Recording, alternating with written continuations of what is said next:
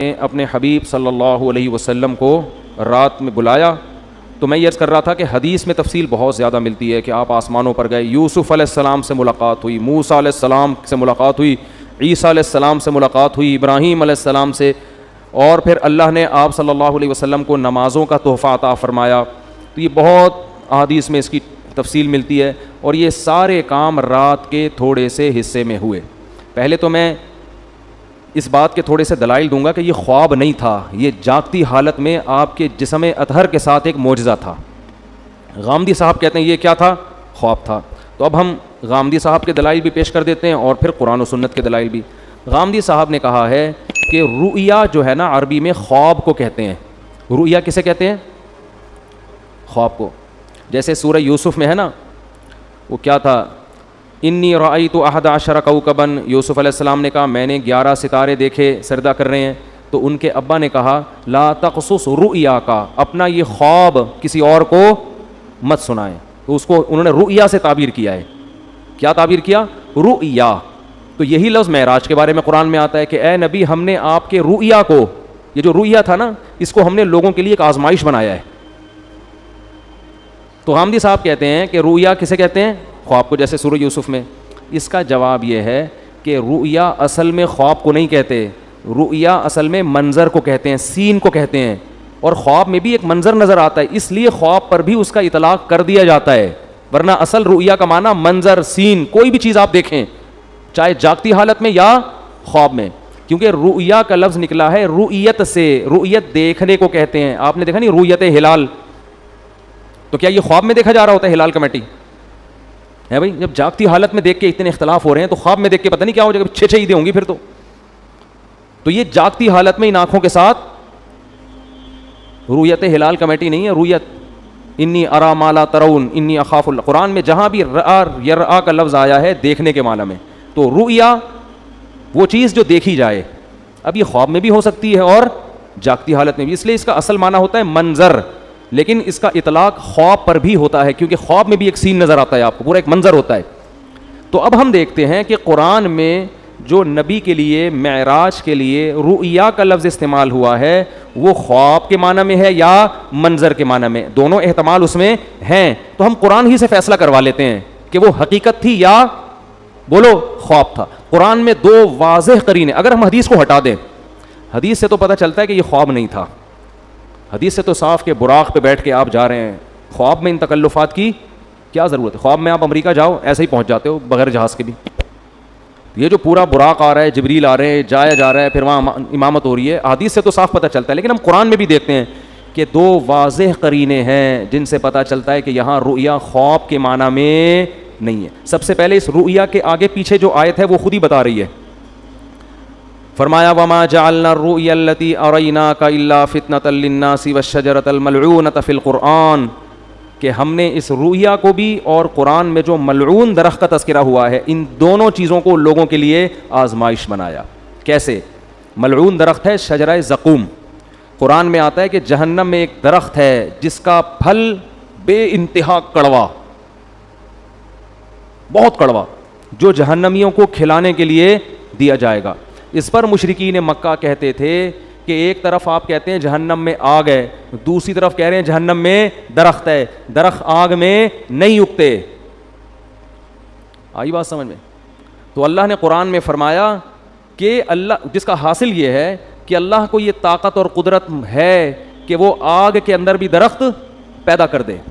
اور وہ کیا ہے اس کے بارے میں قاروہا، وہ پورے آیت مجھے یاد نہیں آ رہی، کہ اس کی جو جڑیں ہیں نا وہ جہنم کی تہ میں ہیں، اس طرح کی آیت ہے.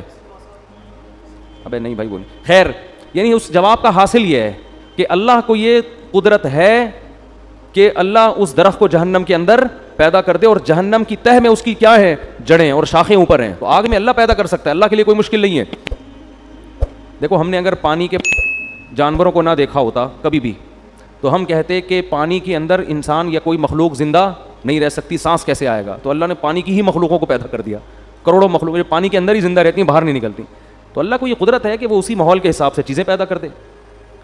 تو اللہ فرماتے ہیں ہم نے یہ ملعون درخت کو بنایا کس کے لیے؟ آزمائش، تاکہ مشرکین اور غیر مسلم اس کا انکار کریں. کہ ایسا ممکن نہیں ہے. حالانکہ یہ انکار کرنا بنتا اس لیے نہیں ہے کہ اللہ ہر چیز پر قدرت رکھتا ہے. تو ہم نے زقوم درخت کو بھی لوگوں کے لیے کیا بنا دیا؟ آزمائش, کہ یہ اللہ کی قدرت جو مانتا ہے وہ تو اس کو مانے گا, جو اللہ کی قدرت نہیں مانتا وہ اس کا انکار کرے گا. تو اسی کے ساتھ اللہ نے نبی کی معراج کا بھی تذکرہ کیا کہ ہم نے نبی کو جو منظر دکھایا اس کو بھی لوگوں کے لیے کیا بنایا؟ آزمائش. کیا مطلب؟ جو اللہ کی قدرت کو مانے گا وہ تو مانے گا اس واقعے کو, جو کہتے ہیں اللہ ایسا نہیں کر سکتا وہ اس واقعے کا انکار کر دے گا. خواب اگر یہ ہوتا تو خواب کو ماننا کوئی اچھمبے کی بات نہیں ہے, یہ فتنہ تھوڑی بنتا. نبی کہتے ہیں مجھے خواب آیا ہے, یہ ہوا ہے, تو ابو جہل بھی کہتے تھا بھائی خواب تو کسی کو بھی کچھ بولو نا بھائی آ سکتا ہے, خواب میں تو آپ کہیں بھی جا سکتے ہیں, کوئی بھی انکار نہ کرتا. لیکن جیسے وہ کہہ رہے تھے عقلاً یہ ممکن نہیں ہے کہ جہنم میں درخت پیدا ہو جائے, ایسے ہی عقلاً یہ ممکن نہیں ہے کہ کوئی انسان زندہ اپنے جسم کے ساتھ رات کے تھوڑے سے حصے میں مسجد حرام سے مسجد اقصی اور آسمانوں کی سیر کر کے آ جائے. اٹ ازنٹ پاسبل, یہ عقلاً ممکن نہیں ہے. تو اللہ کہتے ہیں دونوں چیزیں تمہارے لیے آزمائش ہیں.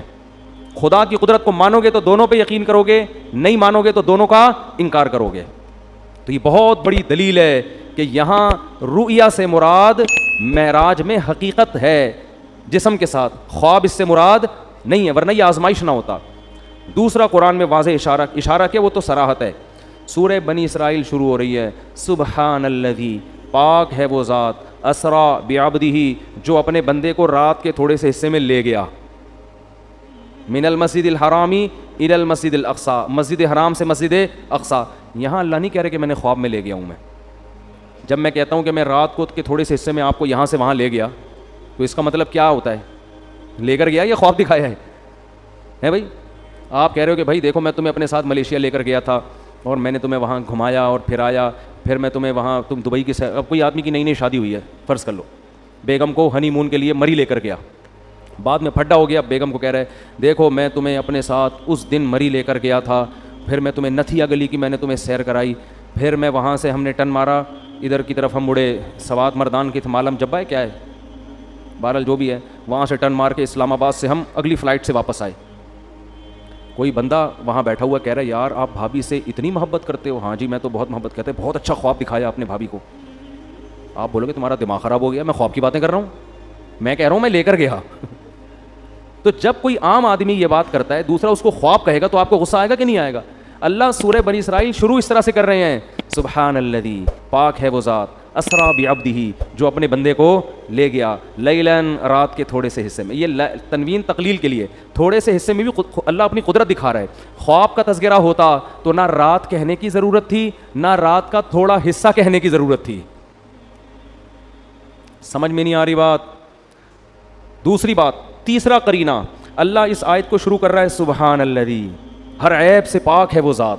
اس میں اللہ اپنی قدرت بتا رہا ہے کہ تمہیں عجیب سا لگے گا کہ رات کے تھوڑے سے حصے میں کوئی بندہ مسجد حرام اور مسجد اقصی سے ہو کے واپس بھی آ جائے. اٹ ازنٹ پاسبل, یہ ممکن نہیں ہے. تو اللہ آیت شروع کر رہا ہے سبحان الذی, اللہ ہر عیب سے پاک ہے, وہ عاجز نہیں ہے کہ کچھ کرنا چاہے تو اس کو اسباب کے تانے بانے جوڑنے پڑے, ٹائم دیکھنا پڑے, بھائی اتنے ٹائم میں تو یہ ممکن نہیں ہے, اس لیے اللہ عیب سے پاک ہے. تو یہ تیسرا قرینہ ہے. خواب ہوتا تو اللہ سبحان اللہ کا ذکر نہ کرتا. عجیب چیز کو دیکھ کے ہم کہتے ہیں نا سبحان اللہ, اچھی کہو کہتے ہیں, وہ کون پنجاب میں جب تقریر ہوتی ہے کہتے ہیں اچھی کہو سبحان اللہ, تو انہوں نے کوئی بڑا ٹیکنیکل پوائنٹ مارا ہوتا ہے. خوابوں کی باتوں پہ کوئی اتنا زیادہ نہیں ہوتا سبحان اللہ, ٹھیک ہے نا. تو اللہ فرما رہے ہیں کہ یہ تین واضح قرینے قرآن مجید میں, لِنُرِيَهُ مِنْ آیَاتِنَا, تاکہ ہم محمد صلی اللہ علیہ وسلم کو اپنی نشانیاں بتائیں. تبھی تو مشرکین نے انکار کر دیا, یہ نہیں ہو سکتا.